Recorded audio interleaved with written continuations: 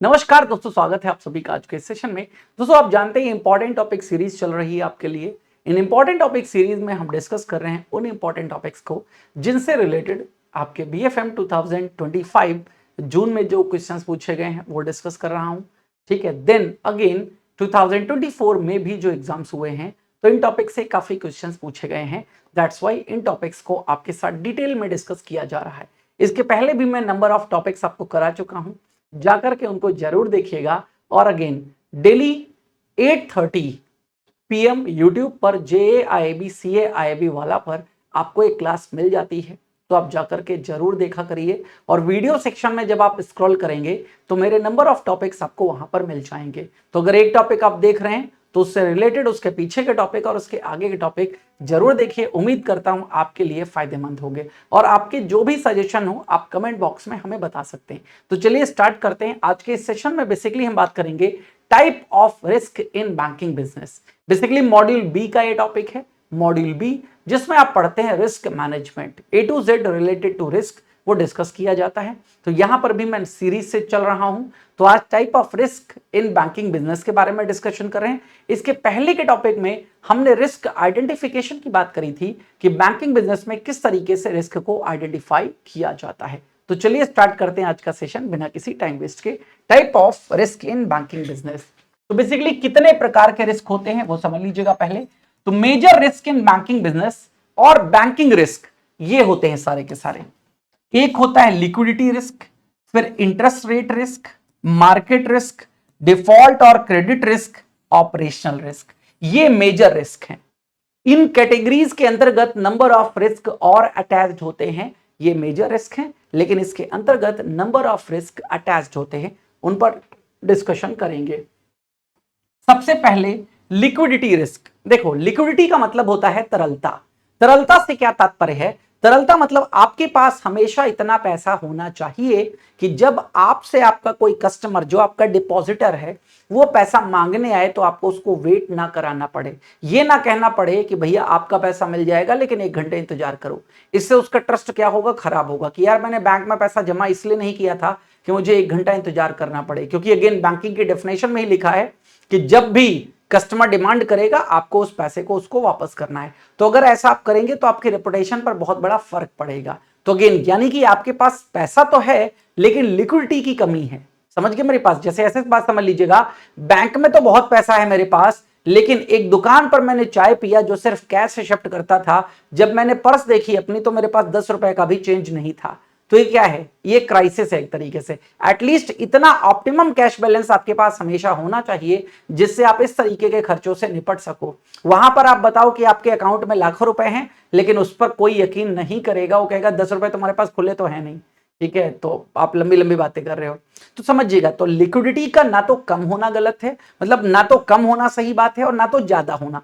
अगर आप तरलता बहुत ज्यादा रखते हैं, मान लीजिए आप अपने आप कैश के तौर पर 2-4 लाख रुपए लेकर के टहलते हैं, अपने बैग में पड़ा हुआ है, पॉकेट में पड़ा हुआ है, तो याद रखिएगा इसका कोई मतलब नहीं है। 2-4 लाख रुपए आपके अचानक से एक दिन में काम आने वाले नहीं हैं। आपने अगर उन पैसे को कहीं निवेश कर दिया होता तो क्या होता? उस पर आपको रिटर्न्स मिलता 2-4 लाख के, ठीक है, कुछ और बढ़ता ही इंटरेस्ट के साथ में। तो ये आप अपॉर्चुनिटी मिस करते हैं। तो लिक्विडिटी रिस्क का मतलब यही है कि लिक्विडिटी को मैनेज करना है, कभी कम ना पड़े, ठीक है, किसी भी प्रकार के डे टू डे ट्रांजेक्शन्स के लिए, और इतनी ज्यादा भी नहीं रखनी है कि हमारा जो अपॉर्चुनिटीज हैं वो हमारे हाथ से निकल जाए। वही मेंशन्ड है यहां पर, liquidity risk of banks arises mainly from funding of long term assets bye short term liabilities. अब अगेन यहां पर एसेट और लायबिलिटी का मतलब समझ लीजिएगा। बैंकों के लिए एसेट्स का मतलब होता है उनके द्वारा दिए गए लोन, और बैंकों के लिए लायबिलिटीज का मतलब होता है उनके द्वारा एक्सेप्ट की गई डिपॉजिट्स। तो समझ लीजिएगा, कोई डिपॉजिट आपने एक्सेप्ट करी है शॉर्ट टर्म के लिए और उसको आप लॉन्ग टर्म लोन्स के रूप में प्रोवाइड कर दोगे। एग्जाम्पल के तौर पर आपके पास कोई डिपॉजिट कर गया है सेविंग अकाउंट में। अब सेविंग अकाउंट में कोई डिपॉजिट करके गया है तो कोई भरोसा नहीं, वो कभी भी अपना पैसा निकालने आ सकता है। आपने सेविंग अकाउंट का जो पैसा था जो आपके पास डिपॉजिट के तौर पे आया था, उससे आपने होम लोन बांट दिया 15, 20, 25 सालों के लिए, और ऐसा ज्यादा आपने अगर कर दिया तो सेविंग वाला जो पैसा मांगने आएगा अपना वापस कहां से प्रोवाइड कर पाओगे? तो शॉर्ट टर्म लायबिलिटीज से लॉन्ग टर्म एसेट्स को फुलफिल करना, ये शॉर्टेज आपको क्रिएट करेगा। ठीक है, then they making the liability subject to roll over और रीफाइनेंसिंग रिस्क, यानी कि अगेन फिर आपको चुकाने के लिए भी लोन लेना पड़ जाएगा, रीफाइनेंसिंग करनी पड़ जाएगी आपको। तो liquidity risk is defined as the liability to obtain fund to meet cash flow obligations at a reasonable rate. जो भी आपके कैश फ्लो ऑब्लिगेशंस हैं उनको रीजनेबल रेट पर और समय पर आप निपटा सको, यही आपका लिक्विडिटी रिस्क को मैनेज करना कहलाता है। देन अब इसके अंतर्गत आता है फंडिंग रिस्क। फंडिंग रिस्क का सीधे सीधे मतलब है need to replace net outflows due to unanticipated withdrawal, non renewal of deposits, wholesale and retail, premature closure of term deposit. यानी कि फंडिंग रिस्क कहां से अराइज हो सकता है, ठीक है, need to replace net outflows due to, ठीक है, यानी कि आउटफ्लो आपका ज्यादा हो सकता है किस वजह से, अनएंटिसिपेटेड विड्रॉल, जो विड्रॉल आपने सोचा भी नहीं था, जैसे कोविड के टाइम पर अनएंटिसिपेटेड विड्रॉल था, बैंकों ने कभी नहीं सोचा था ऐसी कोई महामारी आएगी और उस महामारी में लोग अपना पैसा ज्यादा से ज्यादा निकालेंगे, क्योंकि कोरोना के टाइम पर लोगों की जॉब चली गई थी, तो लोग क्या कर रहे थे, सिर्फ विड्रॉल कर रहे थे, डिपॉजिट का कोई सिस्टम वहां पर नहीं था, ठीक है। नॉन रिन्यूअल ऑफ डिपॉजिट, कोई अपनी डिपॉजिट को रिन्यू नहीं कर रहा है, आप सोचे बैठे हो रिन्यू कर लेगा, रिन्यू नहीं कर रहा है वो अपनी डिपॉजिट्स को, चाहे वो होलसेल या रिटेल हैं, और टर्म डिपॉजिट को लोग प्री मैच्योर करा रहे हैं, यानी कि टर्म डिपॉजिट चलनी थी 5 साल और 2 साल के बाद ही उसने अपना पैसा निकाल लिया, तो ये प्री मैच्योर है, समय के पहले, तो यहां पर अराइज होता है funding risk. Then time risk, this arises from the need to compensate for non receipt of expected inflows of funds, performing asset turning into non-performing assets or borrower not repaying their installments EMI on due dates। Again, time का मतलब क्या है यहां पर, ये arise होता है need to compensate, ठीक है, यानी कि अगेन समय चाहिए आपको, नीड टू कंपनसेट, किस बात के कंपनसेट के लिए, non receipt of expected inflow of funds, जो आपने सोचा था आपके पास पैसा आएगा लेकिन वो पैसा आपके पास नहीं आया, ठीक है, तो आपको क्या करना है, उस समय को निकालना पड़ेगा आपको। तो अगेन कहां से वो पैसा नहीं आया, performing asset turning into non performing. Performing assets का मतलब यह है कि लोन पर पैसा आपको मिल रहा था, ईएमआई आपको मिल रही थी, लेकिन अब ईएमआई नहीं मिल पा रही है, 90 डेज ओवरड्यू हो गया है और वो कहां चली गई है, नॉन परफॉर्मिंग, या बोरोवर रीपे नहीं कर रहे हैं अपनी इंस्टॉलमेंट्स, ठीक है, ऑन ड्यू डेट्स, जो भी ड्यू डेट्स है, तो वहां पर अराइज होता है टाइम रिस्क। अब आपको पेमेंट कहां से करोगे, क्योंकि समय पर पैसा आपको नहीं मिला, समय पर मिलता रहेगा तो इनफ्लो आउटफ्लो मैनेज होते रहेंगे। Then call risk, call risk का मतलब है crystallisation of contingent liabilities, contingent liabilities since customers are non meeting their commitments on due dates. ऐसे समझ लीजिएगा, crystallisation of contingent liabilities, contingent liabilities का मतलब ये होता है ऐसी लायबिलिटीज बैंक की जो बैंक को आकस्मिक करनी पड़ रही है, जैसे लेटर ऑफ क्रेडिट है, लेटर ऑफ क्रेडिट एक बैंक ने बना के दिया था बायर के बिहाफ पर, किसको, सेलर को। अब अगेन बायर यहां पर ड्यू डेट पर पेमेंट नहीं करता है तो लायबिलिटी किसकी अराइज हो जाती है, बैंक की। बैंक ने नहीं सोचा था कि लायबिलिटी हमारी अराइज होगी, लेकिन ये अराइज कैसे हुई, कस्टमर के पेमेंट ना कर पाने की वजह से। तो यही क्या है, कॉल रिस्क, यानी कि ये जितना भी आपने गारंटी या आपने एलसी इशू कर रखा है, इनको आपको बीच में देना पड़ सकता है। अगर कस्टमर डिफॉल्ट करेगा या कस्टमर समय पर पेमेंट नहीं करेगा तो आपने उसका ऑब्लिगेशन लिया है ना, तो आप उसके ऑब्लिगेशन को फुलफिल करोगे। ये सारे के सारे आते हैं कॉल रिस्क। दिस में also arise when a bank not be able to undertake profitable business opportunities when it arises. ये तब भी अराइज होता है जब बैंक है, ठीक है, प्रॉफिटेबल बिजनेस अगर उसको मिल रहा होता है कोई और उसको कर पाने में वो सक्षम नहीं होता है, तब भी एक कॉल रिस्क अराइज हो जाता है, ठीक है। फिर आती है बात अगले रिस्क की, जिसका नाम है इंटरेस्ट रेट रिस्क। देखो, ब्याज की दर, ब्याज की दरें बाजार में वोलाटाइल हैं, बदलती रहती हैं, और जब ब्याज की दरें बदलेंगी तो याद रखिएगा मार्केट में जो भी आपने इन्वेस्टमेंट कर रखा है वहां का आपका प्रॉफिट क्या होगा, श्रिंक होगा। अब समझिएगा, बैंक ने एफडी पर ऑफर किया था 8% रेट ऑफ इंटरेस्ट, यानी कि बैंकों को मार्केट से कमाना था मोर देन 8%, तभी तो क्या करोगे आप, तभी तो प्रॉफिट में रहोगे ना, तभी तो नेट इंटरेस्ट मार्जिन आपका बनेगा। अब पता चला मार्केट इंटरेस्ट रेट डाउनफॉल में चली गई, तो यहां पर आपको कस्टमर को वही 8% देना है एफडी में, आप उनको डिनाई नहीं कर सकते हो। आप ये नहीं कह सकते हो कि कस्टमर को हम 8% नहीं देंगे, कस्टमर को 8% ही आपको देना है, लेकिन आपको नहीं मिल पा रहा है। तो इंटरेस्ट रेट रिस्क, यानी कि ब्याज की दर बदलती रहती है, उसकी वजह से जो आप लॉस में जा सकते हो वो सब इंटरेस्ट रेट रिस्क में कवर होता है। तो IRR is the exposure of banks revenue to advance movements in interest rate. Interest rate risk refers to potential adverse impact. ये शब्द याद रखिएगा। पोटेंशियल का मतलब है इन फ्यूचर, हो सकता है, ठीक है। एडवर्स इंपैक्ट, एडवर्स यानी कि हमारे जस्ट अपोजिट, विपरीत। तो विपरीत क्या सोचा, प्रॉफिट था, हुआ loss on net interest income और नेट इंटरेस्ट मार्जिन और market value of equity. Market value of equity का मतलब यही हो गया कि जो सोच रखा है, जैसे अगेन टाटा का शेयर मैंने खरीद रखा है, मान लो टाटा के शेयर की कीमत है 1000 और मैंने 100 शेयर खरीद रखे हैं, तो इसका मतलब क्या हो गया, 1000 इंटू, ठीक है, 1000 इंटू 100, ये कितना हो गया, ठीक है, ये 1 लाख हो गया, 1 लाख हो गया, यहां पर ध्यान रखिएगा, ठीक है, 1 लाख, जस्ट अ मिनट, ठीक है, 3 जीरो ये हो गए, 2 जीरो ये हो गए, तो 1 लाख हो गया यहां पर, इस तरीके से समझ लीजिएगा। अब अगेन समझ लीजिएगा, ठीक है, 1000 की जगह इसकी वैल्यू हो गई 900, तो 900 हो गई, तुरंत क्या हो गया, 90,000 वैल्यू रहेगी कि नहीं रहेगी। तो again caused by changes in market interest rate, ठीक है, मार्केट वैल्यू ऑफ इक्विटी ये कम हो गई, अगेन समझ गए ना। It may be defined as the risk of changes in the financial value of assets. जो वैल्यू ऑफ एसेट्स है ना, उनकी वैल्यू में, कौन सी वैल्यू में कमी है ना, फाइनेंशियल वैल्यू, वित्तीय जो उनका मतलब है, ठीक है, वैल्यू ऑफ एसेट्स और liabilities, inflow outflow because of fluctuation in interest rate, यानी कि इंटरेस्ट रेट के घटने और बढ़ने की वजह से। अब इसमें एक आता है गैप और मिसमैच रिस्क, इंटरेस्ट में ही आता है गैप और मिसमैच रिस्क। गैप और मिसमैच रिस्क का मतलब क्या है, ठीक है, समझिएगा।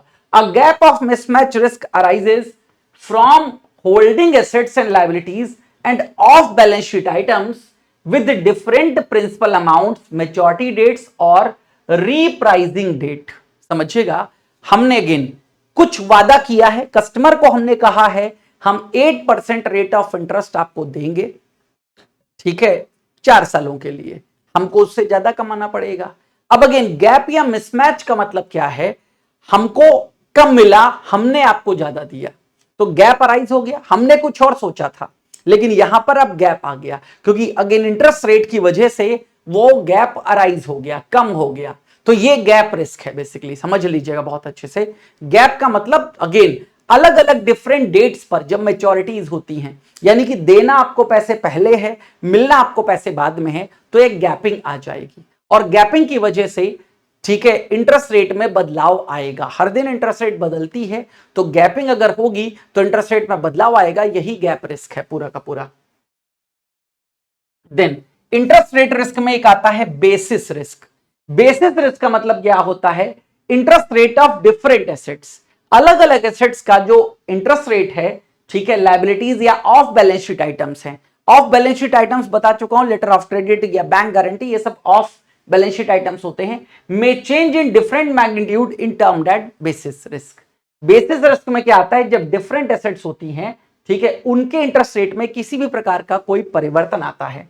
N example of basis risk would be a rising interest rate scenario, asset interest rate में rise in different magnitude than the interest rate on corresponding liability, creating variation in the interest rate income।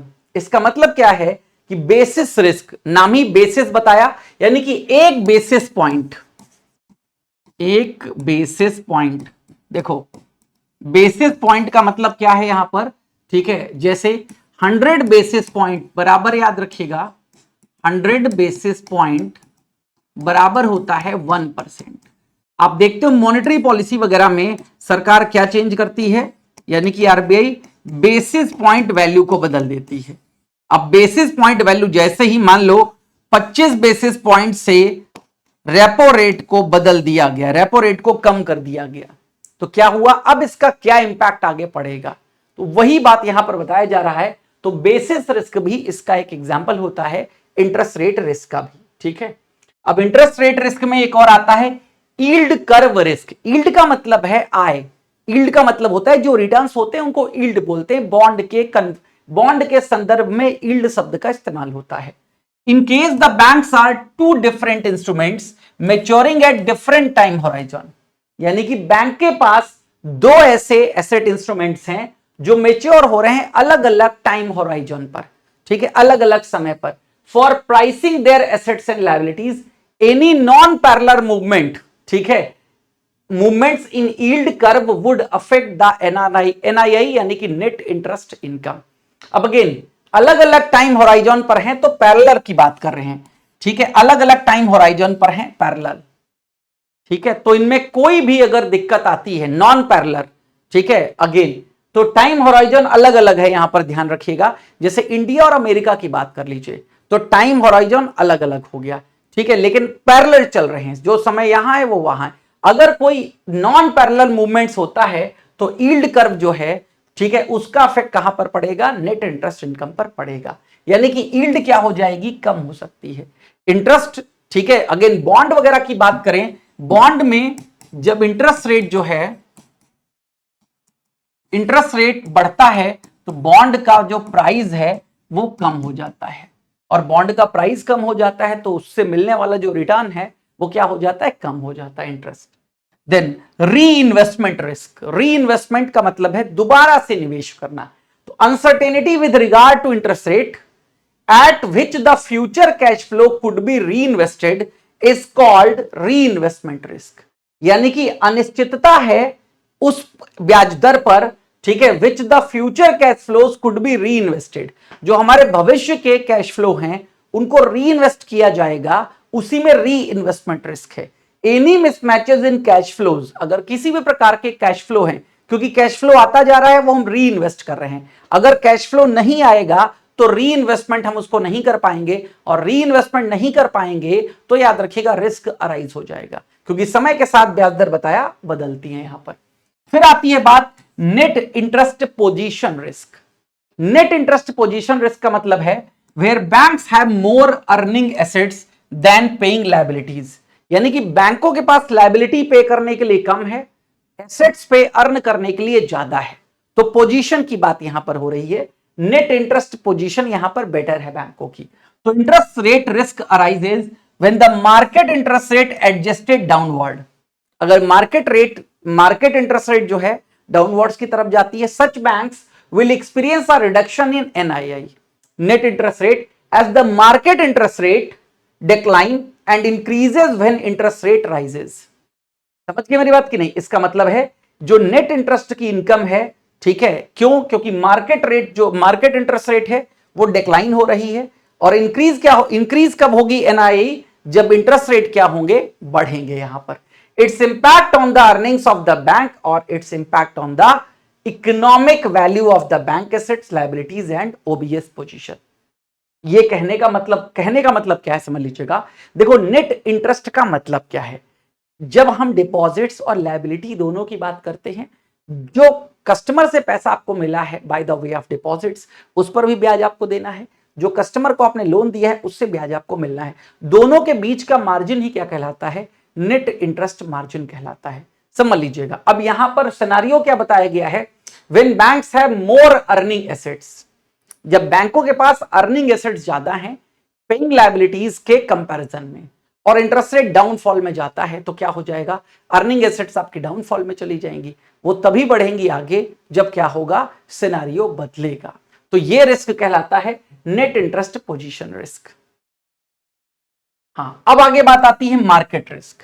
अभी तक हमने किसकी बात करी, liquidity risk की बात कर ली, इंटरेस्ट रेट रिस्क की बात कर ली है, अब आगे बात कर रहा हूं मार्केट रिस्क, यानी कि बाजार का जोखिम। देखो basically interest rate risk is also a part of market risk. बाजार में कुछ भी फिक्स नहीं है, ये बात ध्यान रखिएगा। बाजार में जितने भी प्रकार के जो भी ट्रांजेक्शन हो रहे हैं वो सब वोलाटाइल प्रकृति के हैं, क्योंकि बाजारों में बदलाव आते रहते हैं, बाजार कभी भी एक ही पैटर्न पर पूरे साल नहीं चल सकता। जैसे सिंपल सी बात करूं, अगर इससे हटके बात करूं आपसे, तो आप देखते हो ना, जैसे अभी फेस्टिवल्स आएंगे, अब आगे आप फेस्टिवल्स देखोगे, अभी कई फेस्टिवल्स निकल गए, जन्माष्टमी निकल गई, ठीक है, 15 अगस्त इंडिपेंडेंस डे निकल गया, अब आगे आपको क्या मिलेगा, नवरात्र मिलेगी, ठीक है, दशहरा मिलेगा, वेस्ट बंगाल वगैरह में है तो काली पूजा मिलेगी वहां पर, ठीक है, दुर्गा पूजा, काली पूजा, दीपावली। तो फेस्टिवल्स पर आप देखते हो मार्केट में सेल ज्यादा होती है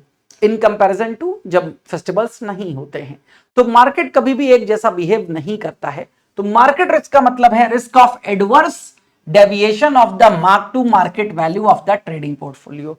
मार्क टू मार्केट वैल्यू का मतलब है जो करंट वैल्यू है, जो करंट वैल्यू है उसी को मार्क टू मार्केट वैल्यू बोलते हैं।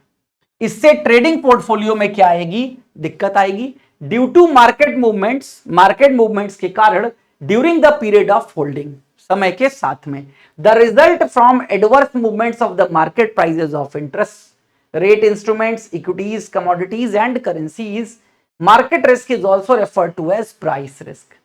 मार्केट रिस्क को हम प्राइस रिस्क यानी कि मूल्य जोखिम भी कहते हैं, क्योंकि बाजार में जब भी कोई इंटरेस्ट रेट में बदलाव आएगा तो हमारी जो इन्वेस्टमेंट की गई चीजें हैं उनमें बदलाव देखने को मिलेगा। बाजार बदलेगा, बाजार याद रखिएगा ग्लोबल ट्रेंड से भी बदलता है। अगर देश दुनिया में कुछ बदलेगा तो हमारे यहां भी चेंजेस आएंगे, और अगर वो चेंजेस हमारे से एडवर्स हैं तो उसका इंपैक्ट हमें झेलना पड़ेगा। तो मार्केट रिस्क यानी कि बाजार जोखिम। इसमें हम फॉरेक्स रिस्क की बात करते हैं। फॉरेक्स रिस्क का मतलब है foreign exchange risk. Foreign exchange risk का मतलब है जब INR वर्सेस डॉलर, ठीक है, जब रूपी आपका डेप्रिशिएट होगा तो क्या होगा, आपको ज्यादा फंड्स की रिक्वायरमेंट होगी। जैसे अगेन $1 बराबर 87 रुपीज है। अब रूपी डेप्रिशिएट होगा तो अगेन $1 बराबर हो जाएगा 88 रुपीज। समझ गए मेरी बात। अब आपको ज्यादा इंडियन रुपी की जरूरत होगी डॉलर में कन्वर्ट करने के लिए, ठीक है। अब गेन समझ गए मेरी बात कि नहीं।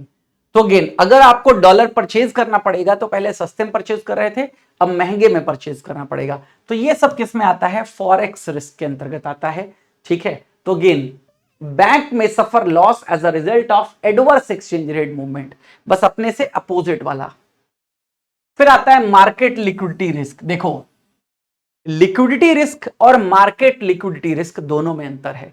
मार्केट लिक्विडिटी का मतलब है बाजार में तरलता। बाजार में तरलता कब होगी, जैसे गेन याद रखिएगा दीपावली के टाइम पर लोगों को बोनस मिलता है तो बाजार में तरलता होती है, ठीक है। यानी कि जब कभी भी सरकार अभी DA बढ़ा दे, डियरनेस अलाउंस, तो बाजार में तरलता आपको दिखाई देगी, क्योंकि लोगों के हाथों में पैसा बढ़ेगा। ज्यादा से ज्यादा निवेश हमारे देश में आएगा तो तरलता बढ़ेगी। ज्यादा से ज्यादा कंपनियां भारत में काम करने आएंगी तो इन्वेस्टमेंट लेके आएंगी ना, तो तरलता यहां पर क्या होगा, बढ़ेगी। तो ये सब चीजें ध्यान रखिएगा यहां पर। तो मार्केट लिक्विडिटी रिस्क जो है ये अराइज होता है जब बैंक लार्ज ट्रांजेक्शंस, ठीक है, particular instrument near the current market price, ठीक है। यानी कि मार्केट लिक्विडिटी रिस्क का मतलब यह है अगर मार्केट में लिक्विडिटी कम है तो चाहकर के भी बैंक्स जो हैं, ठीक है, वो ज्यादा प्रॉफिट नहीं कमा पाएंगे, अगर लिक्विडिटी मार्केट में कम है। तो वही बताया जा रहा है large transactions in a particular instrument near the current market price. अब आगे बात करते हैं दोस्तों डिफॉल्ट और क्रेडिट रिस्क की। डिफॉल्ट आप जानते ही हो, जो उधार आपने दिया है बंदे ने पेमेंट करने से मना कर दिया, यानी कि जो पार्टी है वो आपको पेमेंट नहीं कर पा रही है, तो ये क्या हो जाएगा, क्रेडिट रिस्क में डिफॉल्ट होना। तो credit risk is the most simply defined as the potential of a bank borrower or counterparty fail to meet its obligations in accordance with the agreed terms. जो भी terms हैं उनके according borrower या जो counter party है वो अपने obligations को फुलफिल नहीं कर पाता है। For most banks loans and corporate bonds are the largest and most obvious source of credit risk, ठीक है। यानी कि जो गेन बैंकों के लिए बात करें तो लोन और जो कॉर्पोरेट बॉन्ड्स हैं वो सबसे बड़ा सोर्स है क्रेडिट रिस्क का। देन इसमें काउंटर पार्टी रिस्क आता है। काउंटर पार्टी का मतलब यही हो गया आपकी दूसरी वाली पार्टी। तो this is a variant of credit risk and this is related to non performance of the trading partner. जो आपका ट्रेडिंग पार्टनर है वो परफॉर्म नहीं कर पा रहा है due to counter parties refusal.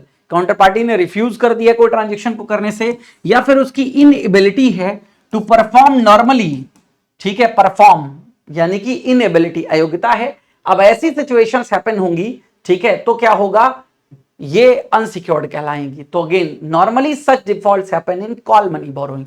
Call money borrowing का मतलब होता है 24 घंटे के लिए जो फंड आपने दिया है, 24 आवर्स के लिए ली गई मनी को आपस में जो बैंक्स लेते हैं इसको कॉल मनी कहते हैं, तो ये काउंटर पार्टी रिस्क के रूप में जाना जाता है। फिर बात आती है कंट्री रिस्क। कंट्री रिस्क का मतलब क्या है, जब हम इंटरनेशनल ट्रेड की बात करते हैं, एक देश दूसरे देश के बीच में व्यापार कर रहा है तो वहां पर कंट्री रिस्क आते हैं, यानी कि दूसरी कंट्री में अगर किसी भी प्रकार का कोई बवाल चल रहा है, यानी कि वहां सिविल वॉर हो जाता है, वहां की जो सरकार है, गवर्नमेंट है, वो कोई नियमों में बदलाव कर देती है जिससे आपका ट्रांजैक्शन ही एग्जीक्यूट नहीं हो पाता है, तो याद रखिएगा ये रिस्क भी होते हैं। तो this is also a type of credit risk where non performance by a borrower or counterparty arises due to constraints or restrictions imposed by a country. यानी कि आपकी जो काउंटर पार्टी या बोरोवर है वो परफॉर्म इसलिए नहीं कर पा रहा है क्योंकि वहां की गवर्नमेंट ने कुछ रिस्ट्रिक्शंस को इंपोज कर दिया। आप जानते हो फॉरेन ट्रांजैक्शंस के लिए हमें फॉरेन करेंसी चाहिए होती है। मान लो फॉरेन करेंसी पे बैन लगा दिया गया, अभी रिजर्व बैंक ऑफ इंडिया के पास फॉरेक्स हो ही ना बिल्कुल भी, तो क्या होगा? ट्रांजैक्शन एग्जीक्यूट हो पाएगा? नहीं एग्जीक्यूट हो पाएगा। तो in this case the reasons for non performance and external factors, ठीक है, ऑन विच द बोरोवर और the counter party has no control. तो ये एक्सटर्नल फैक्टर है जिस पर बोरोवर या काउंटर पार्टी का कोई हक नहीं रह जाता है।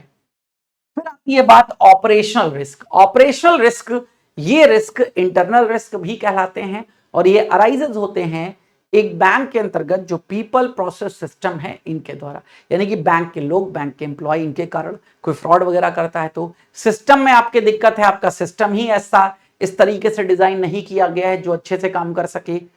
तो अगेन पीपल, सिस्टम और प्रोसेस, आपकी प्रक्रियाएं ही आपने बहुत जटिल बना रखी, बहुत ही कॉम्प्लेक्स, तो उसका रिस्क। तो operational risk is the risk of loss resulting from inadequate, अपर्याप्त या फेल्ड इंटरनल प्रोसेस, पीपल और सिस्टम्स, या फिर कोई एक्सटर्नल इवेंट्स।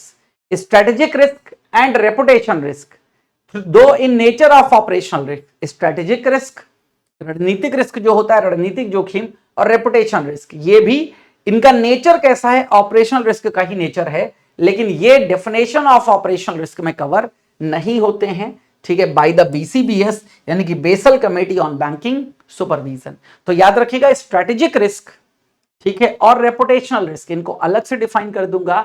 ये as per the BCBS, Basel committee on banking supervision, ये इनका नेचर तो ऑपरेशनल रिस्क का ही है, लेकिन ऑपरेशनल रिस्क में इनको कवर नहीं किया जाता है। तो फिर ट्रांजैक्शन रिस्क की बात आती है। ट्रांजैक्शन रिस्क का मतलब है is the risk arising from fraud.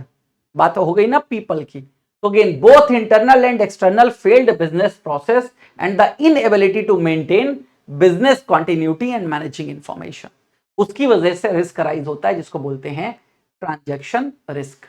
Compliance risk का मतलब हो गया है जब आप रूल्स एंड रेगुलेशंस को फॉलो नहीं करते हो। कंप्लायंस का मतलब ये होता है रूल्स एंड रेगुलेशंस, उनका पालन करना। जैसे रिजर्व बैंक ऑफ इंडिया ने कोई रूल्स बनाए हैं तो आपको फॉलो करना, नहीं फॉलो करोगे तो कंप्लायंस रिस्क क्या करेगा? जो अथॉरिटी है वो आपके ऊपर पेनाल्टी लगाएगा। उन पेनाल्टी से एक तो आपका मनी लॉस हो गया और दूसरा रेपुटेशन पे भी बहुत ज्यादा धक्का पड़ता है। तो ये है, तो compliance risk is the risk of legal और रेगुलेटरी सैंक्शंस, फाइनेंशियल लॉस और reputation loss that a bank may suffer as a result of its failure to comply with any or all the applicable laws, regulations, code of conduct and standards of good practices. It is also called integrity risk. इसको integrity risk के नाम से भी हम जानते हैं। फिर आता है स्ट्रेटेजिक रिस्क। याद रखिएगा बीसीबीएस कवर नहीं करता है, बट अदरवाइज इसका नेचर क्या है? ऑपरेशनल रिस्क ही है। तो स्ट्रेटेजिक रिस्क क्या है? The risk arising from adverse business decisions, improper implementation of decisions, यानी कि आपने जो डिसीजन लिए हैं वही एडवर्स हैं, वही अपोजिट है, या डिसीजन को इंप्लीमेंट किया है इम्प्रॉपर तरीके से, और lack of responsiveness to industry changes, industry में जो बदलाव आ रहे हैं आप उनको रिस्पॉन्स नहीं दे रहे हो, ठीक है। जैसे ऑनलाइन पेमेंट का जमाना है, आप ऑनलाइन पेमेंट अपने पास एक्सेप्ट नहीं करते हो, आप कहते हो हम सिर्फ कैश में काम करेंगे, तो आपके बिजनेस पर इसका फर्क जरूर पड़ेगा, क्योंकि कई लोग बड़े ट्रांजैक्शंस कैश में नहीं करते हैं, वो ट्रांजैक्शंस किस में करना पसंद करते हैं? By the way of bank. समझ गए मेरी बात? तो ये सब चीजें, ये इंडस्ट्री चेंजेस के साथ में आप बदलाव नहीं कर रहे हो। तो स्ट्रेटेजिक रिस्क यानी कि आपके द्वारा लिए गए गलत निर्णय, आपकी जो बड़ी बड़ी पॉलिसियां आपने बना रखी हैं, या फिर जो डिसीजंस आपने लिए हैं उनको इंप्लीमेंट नहीं कर पा रहे हो, या फिर इंडस्ट्री चेंजेस को रिस्पॉन्स नहीं कर पा रहे हो, ये सब चीजें स्ट्रेटेजिक रिस्क में कवर होती हैं। रेपुटेशन रिस्क आपको बता दिया, रेपुटेशन, ठीक है। रेपुटेशन रिस्क क्या है? Arising from negative public opinion, आपके बिहाफ पर जो पब्लिक का ओपिनियन है वो निगेटिव है, यानी कि पब्लिक आपके बारे में अच्छा नहीं सोचती है, तो ये क्या हो गया, मतलब वर्ड ऑफ माउथ पब्लिसिटी आपके अगेंस्ट में है। दिस रिस्क में expose the institutions to litigation, ठीक है, यानी कि कानूनी दांव पेचों में फंसा सकता है, फाइनेंशियल लॉस होगा और डिक्लाइन होगा कस्टमर बेस में इस रिस्क के कारण।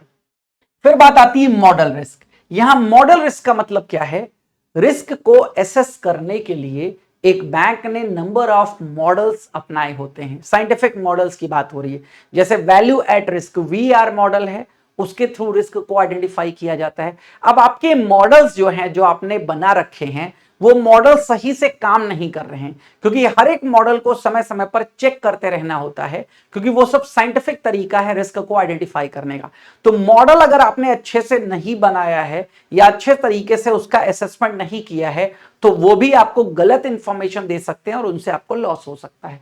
तो model risk refers to the risk of inaccuracy or failure in using financial models for decision making. निर्णय लेने के लिए आप क्या कर रहे हो, या तो इनएक्यूरेट या तो फेल्ड जो फाइनेंशियल मॉडल हैं उनका इस्तेमाल कर रहे हो। This models are used by banks, ठीक है, for things like credit scoring, जैसे सिविल का मॉडल है क्रेडिट स्कोरिंग के लिए, risk measurement, asset valuation, capital adequacy etcetera. इन मॉडल को आप सही से इस्तेमाल नहीं कर पा रहे हो, ठीक है।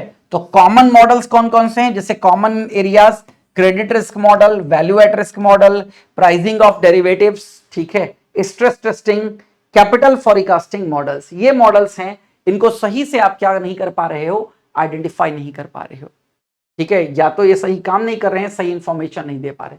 क्लाइमेट रिस्क, अब क्लाइमेट रिस्क का क्या फर्क पड़ता है समझिएगा।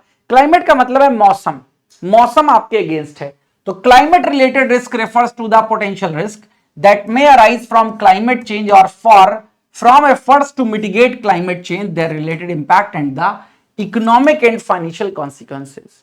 It can impact the financial sector through two broad channels, that is physical risk and transition risk. यानी कि क्लाइमेट रिलेटेड रिस्क मौसम से ही रिलेटेड है, ठीक है, जो फिजिकल रिस्क और ट्रांजिशन रिस्क में आ सकता है। फिजिकल रिस्क क्या है, which arises from the changes in weather and climate that impact the economy. यानी कि इस प्रकार का वेदर या क्लाइमेट है जो इकोनॉमी पर इंपैक्ट डाल रहा है, और इकोनॉमी पर इंपैक्ट आएगा तो obviously bank are also the part of economic sectors, इन पर भी फर्क पड़ेगा। They can categorized as acute risk such as flood आ गई, हीट वेव्स आ गई, लैंडस्लाइड हो गया, तो क्या ये बैंक पर इंपैक्ट नहीं डालेंगे, बिल्कुल डालेंगे उसके कार्यों पर। ट्रांजिशन का मतलब है बदलाव। Transition risk arises which arises from the process of adjustment towards a low carbon economy. हमने नेट जीरो का टारगेट बनाया है ना 2070, नेट जीरो 2070। तो नेट जीरो के लिए हमें बहुत सारे काम करने पड़ेंगे, जैसे बैंकों को ग्रीन फाइनेंस अब देना पड़ रहा है। जो बैंक ईवीज वगैरह के लिए लोन देते हैं ना, या किसी भी इन्वायरमेंट फ्रेंडली थिंग्स के लिए लोन देते हैं, उसको क्या बोलते हैं, उसको हम ग्रीन फाइनेंस बोलते हैं। तो इस तरीके से लो कार्बन इकोनॉमी बनाने के लिए, तो this can have a significant impact on the economy. तो यह है ट्रांजिशन रिस्क। तो ये थे सारे के सारे रिस्क, ठीक है, जो कि एक बैंकिंग बिजनेस में अराइज होते हैं। किसका क्या मीनिंग है, उम्मीद करता हूं आपको समझ में आ गया होगा। मैंने डिटेल में सारे के सारे रिस्क को कवर कर दिया।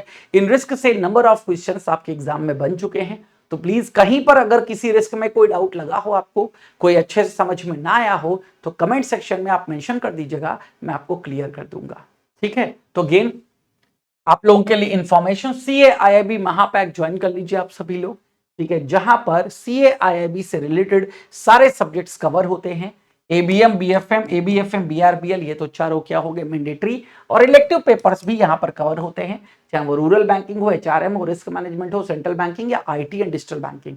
तो दोस्तों 9+ सब्जेक्ट्स कवर होते हैं, 15+ फाउंडेशन MCQs बैचेस मिलेंगे, 2000+ लाइव क्लासेस हैं, 500+ MCQs मॉक्स एंड क्विजेस हैं, 24/7 डाउट सपोर्ट आपको मिलेगा, 200+ क्लास नोट्स हैं यहाँ पर।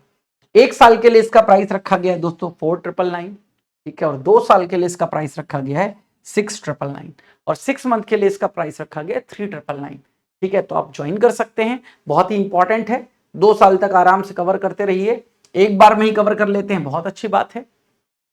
ये दिसंबर 2025 के लिए फाउंडेशन बैच है दोस्तों, ठीक है, तो इसको आप ज्वाइन कर सकते हैं, फाउंडेशन 2.0, ठीक है। इसके पहले भी फाउंडेशन बैच चलाया गया था, तो जिनको जल्दी सिलेबस कवर करना हो वो इस बैच के माध्यम से कवर कर सकते हैं। तो ये भी दिसंबर 2025 के लिए ही टारगेटेड है। देन ये सिंगल बैचेस हैं, आप अलग अलग सब्जेक्ट्स के भी बैचेस परचेज कर सकते हैं यहाँ पर, ठीक है। तो वो भी ऑप्शंस आपको दिया गया है। तो इतना ही आज के सेशन में, उम्मीद करता हूं आपको सेशन पसंद आया होगा। Thank you, thanks a lot, मिलेंगे अगले सेशन में।